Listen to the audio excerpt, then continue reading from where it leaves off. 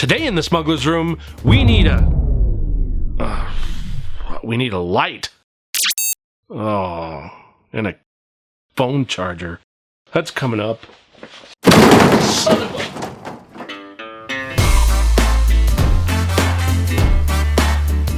What's up, you awesome geeks? I'm Brian, and welcome to the Smugglers Room. This week, you know what? I missed you guys. You know, you miss a week and you feel like a month has passed. So, thanks for sticking with us. So this week, we are going to build a Star Wars-inspired desk lamp. And we're going to base this off of the detention block cameras that you see on the Death Star in Star Wars A New Hope. Now, first things first, let's cut some shapes on the X-Carve and build a box.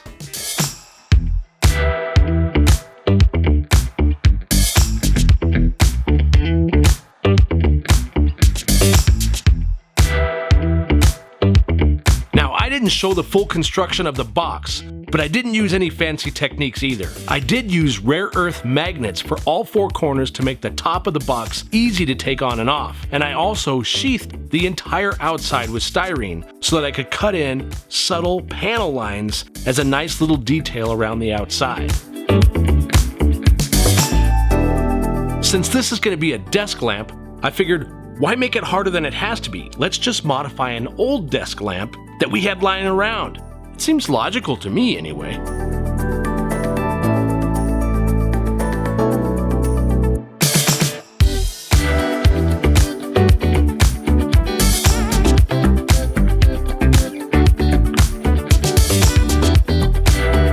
This lamp will hold our security cameras, and in order to do that, we have to create a new attachment.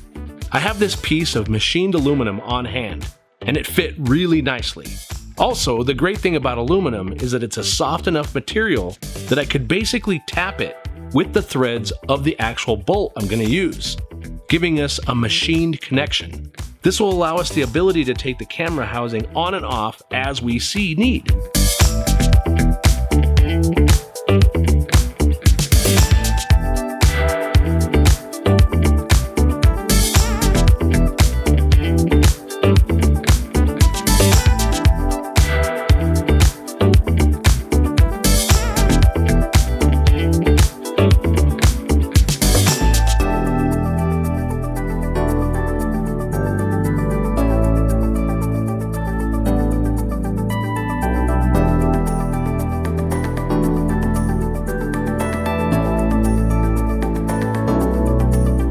Okay, let's talk really quickly about the actual screen use prop.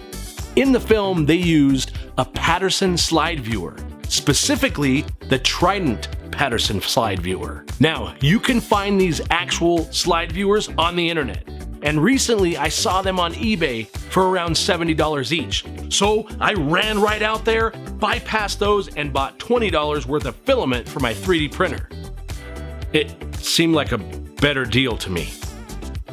Now, going with the 3D printed version allowed me to try my hand again at 3D modeling in Fusion 360. I am far from comfortable in 3D modeling, but the design came out pretty close to what I was looking for, so there you go.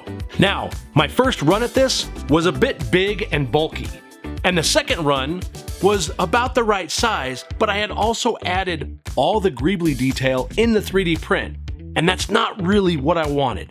So I slimmed down the version that I actually used to only be this shape without the greeblies. Now, I did go ahead and sand them, fill them, and pre-paint them blue. Sorry if you were wanting to see 6 hours of a middle-aged chubby kid doing a slow motion prep work. We'll save that for the dark web. That being said, here's a look at how I dressed them up for this project.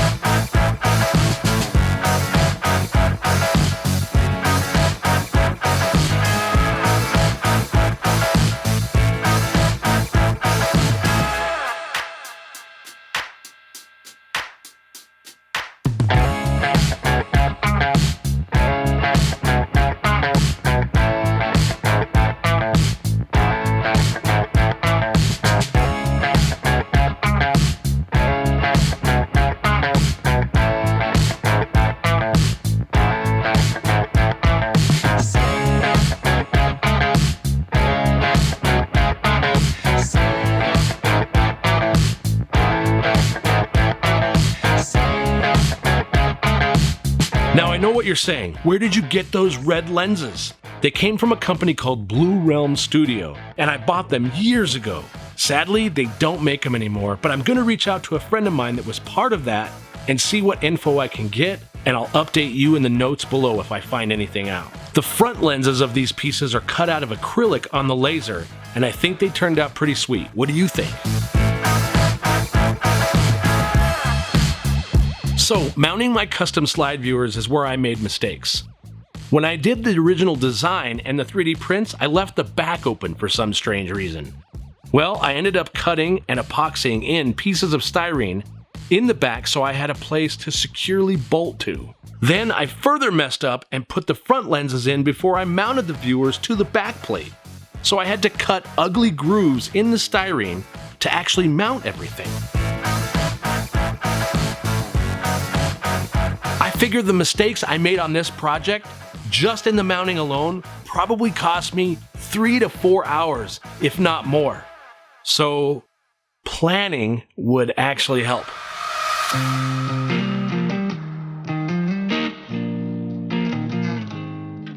All right, let's talk lighting. This was another thing I really failed to plan initially. So I ended up making an LED holder out of acrylic and then wrapping it with styrene. All things considered, it actually worked out okay. My only real regret here is that it looks a little like an afterthought and not a planned or integrated aspect of the project. That being said, it's pretty well hidden in the back and certainly not the focal point.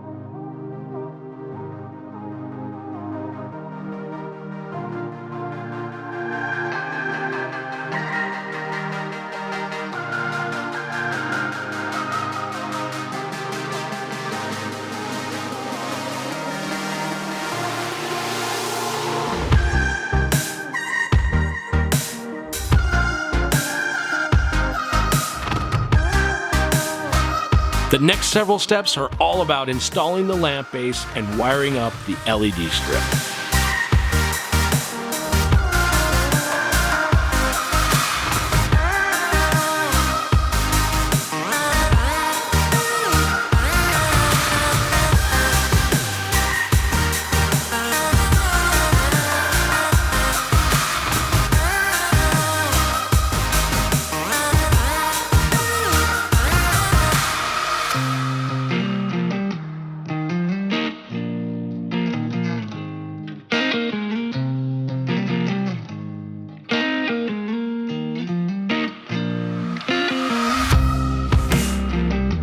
Now our lamp is mounted, it's wired, and it's working.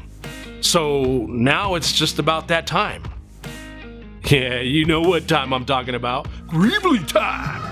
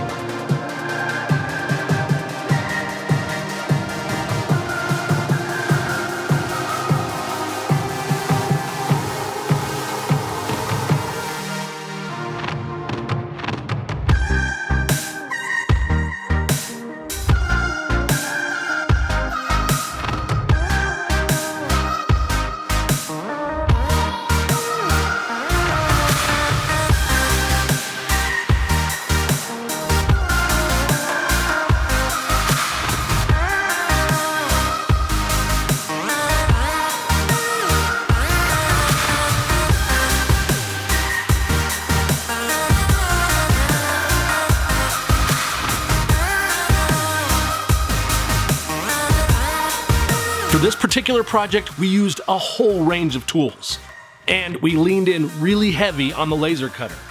Now, I promise in the future we're going to have a wider mix of projects with varying tools so you can build more right along with us if you don't have access to these. That being said, this next part, I really want to use the laser cutter.